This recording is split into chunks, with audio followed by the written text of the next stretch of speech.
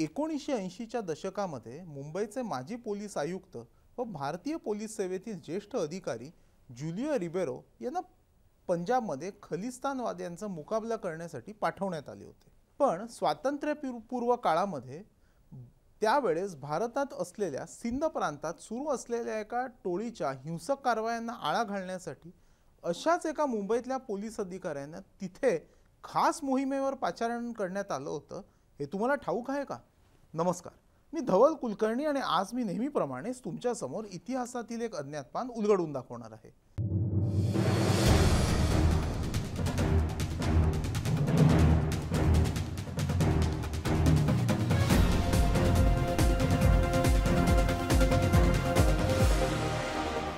एकोणीसशे 47 सालचा ऑगस्ट महिना उजाडला। भारताचे स्वातंत्र्य जवळ येऊन ठेपले। त्यावेळी जवळजवळ सर्व परदेशी वरिष्ठ पोलीस अधिकाऱ्यांनी आपापल्या जागा सोडून आपल्या भारतीय सहकाऱ्यांकडे सूत्र सोपवली।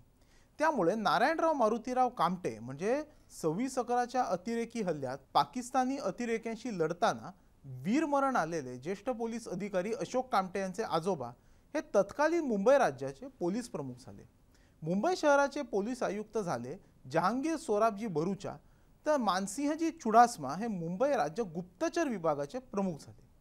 चुडासमा हे सौराष्ट्र काठेवाडमधील गोंडल या संस्थानामधील होते। त्यावेळेस मुंबई राज्याचे पोलीस मुख्यालय मुंबईत नसून पुण्यात होतं। त्यामुळे राज्याचे पोलीस प्रमुख असलेले नारायणराव कामटे हे पुण्यातच बसायचे, तर गुप्तचर विभागाचे मुख्यालय सुद्धा पुण्यातच होते।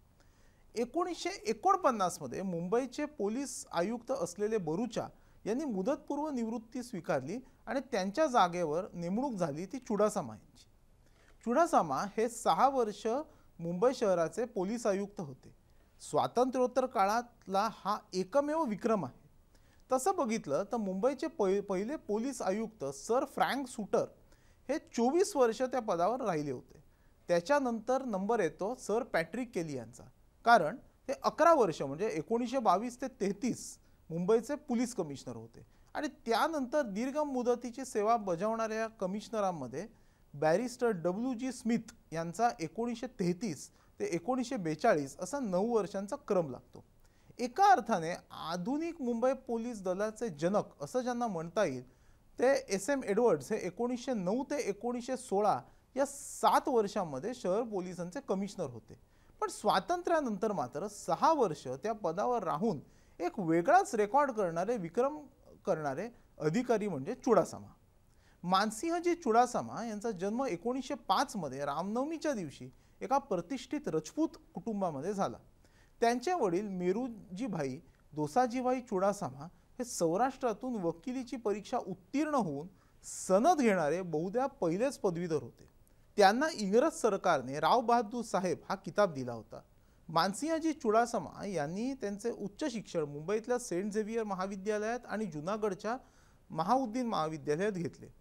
BA ची पदवी घेत असताना त्यांनी इंग्रजी आणि फारसी या 2 विषयामध्ये विशेष गुण मिळवले। त्यानंतर त्यांनी कायद्याचे शिक्षण पूर्ण केले आणि काही काळ वकिली सुद्धा केली। त्यांच्या वडिलांच्या आग्रहाखातर ते इंपिरियल पोलीस सर्व्हिस म्हणजे त्या काळच्या IPS मध्ये दाखल झाले। नाशिकच्या पोलीस ट्रेनिंग स्कूलमध्ये पोलीस प्रशिक्षण घेऊन त्यांची नेमणूक नाशिक जिल्ह्यातच असिस्टंट पोलीस सुपरिंटेंडेंट म्हणून झाली। पुढे ते 3 वर्षांनी नाशिकचे जिल्हा पोलीस प्रमुख झाले। 1937 मध्ये त्या काळात मुंबई प्रेसिडेन्सीमध्ये असलेल्या सिंध प्रांताला वेगळं काढण्यात आलं। तरी सुद्धा मुंबई प्रांतातून वरिष्ठ पोलीस अधिकाऱ्यांना तिकडे मुद्दामच प्रतिनियुक्तीवर मागवून घेतले जात असत। अशाच पद्धतीने चुडासमांना सुद्धा तेथे विशेष पोलीस अधिकारी म्हणून पाठवण्यात आले होते। त्याचे कारण होते 1941 मध्ये तिथे हुर या मुस्लिम समाजाचे नेते असलेल्या पीर पगारो या धार्मिक गुरूंनी व त्यांच्या पाठीराख्यांनी त्यांच्या शिष्यांनी सुरू केलेली इंग्रजांच्या विरोधातली हिंसक चळवळ।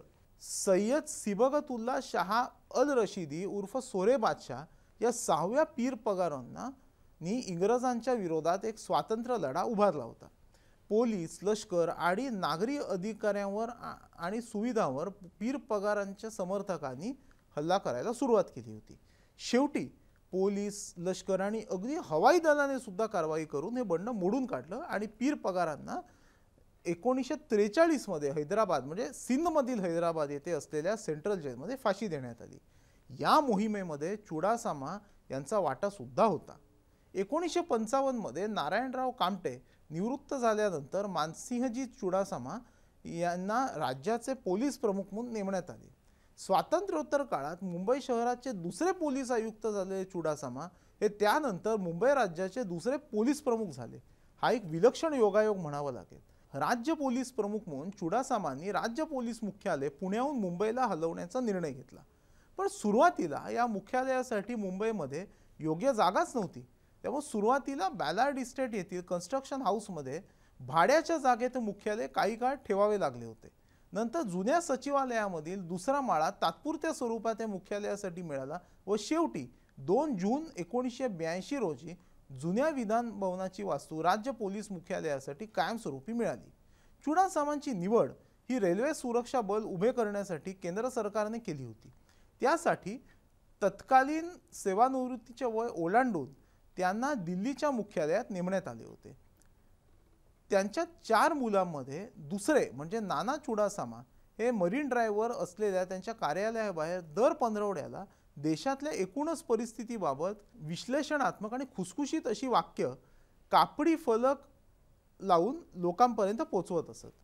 नाना चुडासामा यांचे मुंबईच्या नागरी जीवनामध्ये एक वेगळे स्थान होते। मानसिंहजी चुडासामा यांचे निधन 1987 मध्ये झाले। त्यांच्या हृदय अशा आठवणी सेवानिवृत्त पोलीस उपायुक्त अरविंद पटवर्धन यांनी लिहिल्या आहेत। तर मित्रांनो, माझं हे इतिहासातलं पान तुम्हाला कसं वाटलं हे मला माझ्या ट्विटर हँडलवर आणि ईमेल आयडीवर सांगायला विसरू नका आणि बघत रहा फक्त मुंबई तक।